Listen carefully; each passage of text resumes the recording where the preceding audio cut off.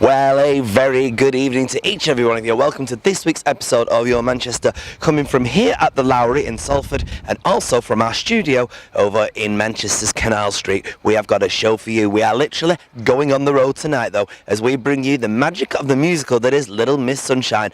Join us tonight for loads of cast interviews, plus loads of in-studio interviews. It's all going on. Click, subscribe, and welcome to Your Manchester.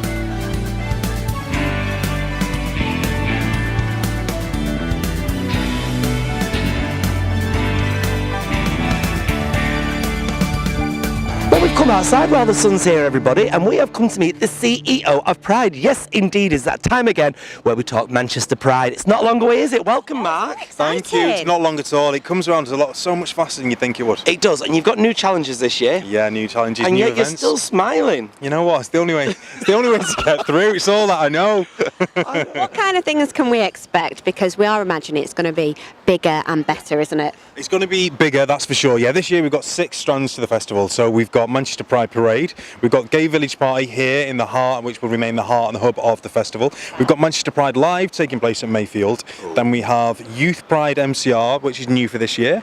What's that then? Yeah, Youth Pride MCR is for young people. So it's for young people to celebrate Pride in their own way. So we went to consultation and asked young people what they would want from an event as part of the festival.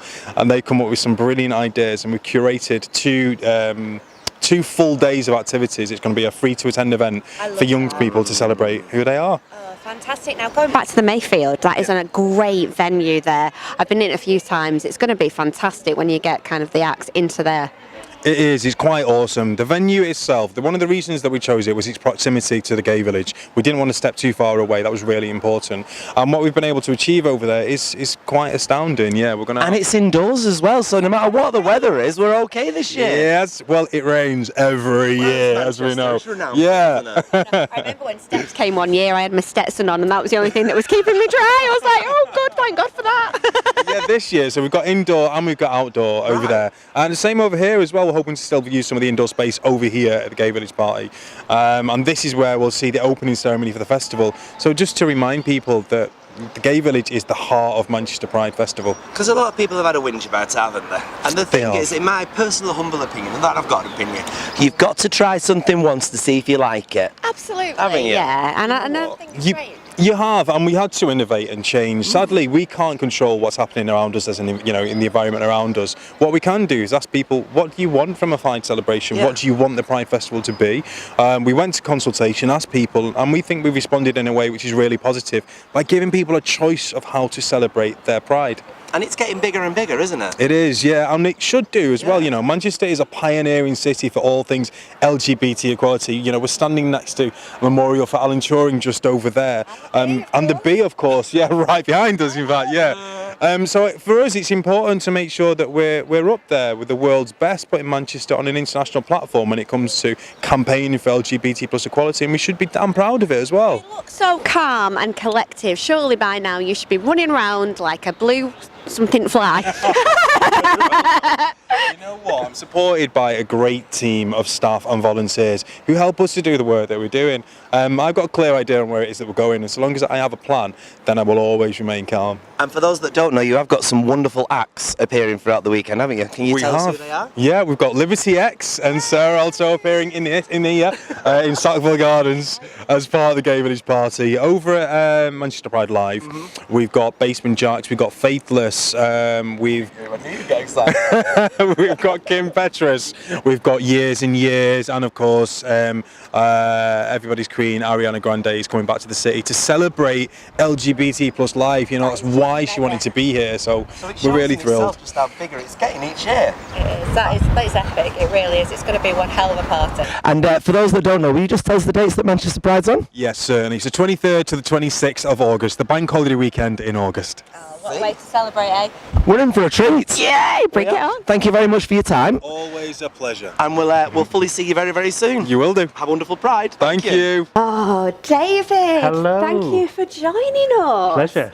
Now, I'm hoping that you can sort out my finances because you're the man who can, the man that can make ends meet, aren't you? Make ends As meet. you called on your website. My website is makeendsmeet.co.uk. So tell us all about it, because I think you believe in it's about changing your mindset, isn't it, when it comes to money?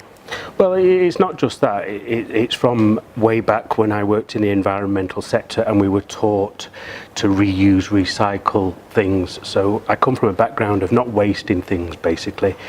And it got to a point where actually when I was making purchases, I was thinking, well, do I really need this right now? Maybe if I offset it for a week or two, let's see how great the demand or the desire is then, you know. Because when it comes to like the summer, it's a bit like Christmas. The sun comes out and we're like, oh, I think we'll buy that, we'll treat ourselves to that, we'll go and have a drink here, we'll go and have a, you know, should we all be doing that? Yeah, that's fine. I mean, you know, life is for living at the end of the day, but basically if you've got the money to have a lavish lifestyle, that's fantastic. But a lot of people, you know, are still trying to make ends meet. So you can still have the best of things, but on a better budget, so you can get more of the things that you like. And you know what you're talking about, because Yeah. you are a business partner in Utilities Warehouse, Yes, aren't you? yes. Tell us a little bit about that and how that works. Well, the Utility Warehouse is a fantastic company that's been going for over 20 years. It reduces the cost of people's general everyday household bills, and they get immense shopping discounts with the likes of B&Q, Marks and Spencer, Sainsbury's, all the big high street retailers. Well, like a discount me. So it's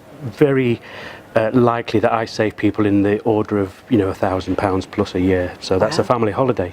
We need to get talking, don't we? Yeah, we do indeed. Yeah. But you've got a couple of tips for us today and for some of our viewers, haven't you, really? I think it's like 3 steps to think of. Well, it's a mixture really of environmental and being mindful of waste. So first thing is, do I really need to have this? Do I need to purchase this? Do I need to purchase this right now? And do I actually need to purchase this with this excessive amount of packaging, which you actually pay more for in the long run because you have, you know, end up disposing of the packaging into landfill, so it costs you more. And I've got to say, you know, hands up, I am a sucker for packaging. I think, you know, like a lot of women out there, and I'm not generalising, it tends to be if, you know, the packaging is... That's it. It looks all attractive on the shelf, and that's what, you know, I know. entices you in. Right, so I need to avoid that, and also I have to avoid the buy one get one free, because again, if you don't need it, don't get it, you know, excess. Yeah, and there's lots of programs on TV that talk about making, you know, things go a lot further, you know, food waste and stuff like this. So yeah, I mean the supermarkets and the, you know, the industry is just designed to get you to buy more. Do you actually really need to?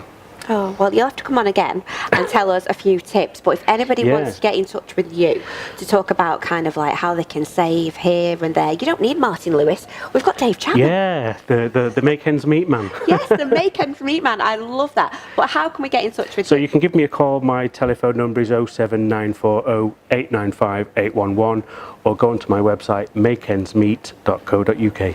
No calls after 10 o'clock. We don't want those type of calls, do we? Oh, lovely to join you. And now I feel like I'm going to go and take your advice on board and keep my money in my pocket. Yeah, well, I'll see you next time. All right. Cheers. Hi guys, I'm Emily Fleeshman, and this week I'm here for your Manchester in my kitchen doing a spot of baking. This week we're going to be making some very vegan oat cookies. So whether you're cutting down on your dairy, going vegetarian or full-on vegan, these are a little sweet treat for on the go. So first of all, get yourself a mixing bowl, and in here you want to put half a cup of any vegan butter, so plant-based butter, and 1 cup of brown sugar. Organic coconut sugar as well works really, really well, or any brown sugar. That's going to go in there, and then you want to give that a little mix. Make sure it's really, really well mixed through. So once that's nicely mixed, I just used a fork just to paste it all through. You're going to be getting 1 cup of flour and 1.5 cups of rolled oats, and they're going to be added into the mixture.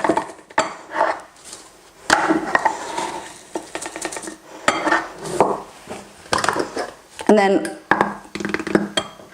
Once you've got those in there, again, just want to mix thoroughly. And then you're going to add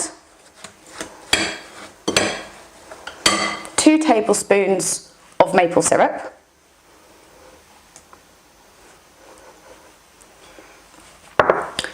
half a teaspoon of salt. Okay, next we're going to be adding 1 teaspoon of baking powder, 1 teaspoon of cinnamon. I love cinnamon, it tastes like Christmas. A little bit extra, but that's never going to do any harm. And then a nice generous tablespoon of vanilla essence. So once all those bits are added, you want to carry on giving it a lovely stir. Now, the difference between these sort of cookies and normal cookies that aren't necessarily vegan is obviously we're not putting any dairy in there. So we've used a plant-based butter and we're going to be using a soy milk as well. Also, we're making sure that we use an organic or coconut sugar that doesn't necessarily have any aspects of that you wouldn't want to eat if you are a vegan, because most sugars do get processed using bone char, so they're not officially vegan. So once that's nice and mixed, I want to add my raisins. I've got half a cup to 3/4 of a cup of raisins. They're going in there. And then a nice general handful of walnuts crushed up. That's also going to go in there. You can trade that. If you don't eat nuts or you like almonds, you can change what nuts go in there. Give that a little mix. And once that's nicely evenly mixed through, we don't want cookies with loads of raisins in one and loads of nuts in another. We're going to be adding 2 tablespoons of soy milk. Just get the soy milk. So obviously you could replace this for any plant-based milk, oat milk, almond milk, all be absolutely fine. I just tend to go for soy. You're going to be popping 2 tablespoons of this in the mix. And you can add slightly more if the mix is a little bit dry. So you want to make sure this is really well mixed through. So if the mix is a little bit wet, like it looks now, you can add a tiny, tiny bit more flour. So you want to preheat your oven to 180 degrees. If it's fan, you can turn it down slightly less. And then get yourself some nice baking paper on a baking tray. One last mix for good luck. Get yourself sort of a nice ball of mix. Give it a roll so it all sticks together. Pop it on your baking tray and push down. Now you want to do that to fill up the baking tray, keeping them all sort of a similar size and making sure there's an even number of nuts and raisins in each of them. It's a bit of a messy job.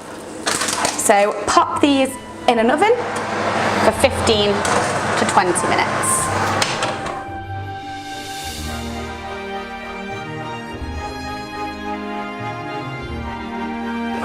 So when they're looking nice and golden, take them out of the oven and pop them onto a wire rack to cool. Let them go really, really cold. They'll also firm up slightly during that time as well.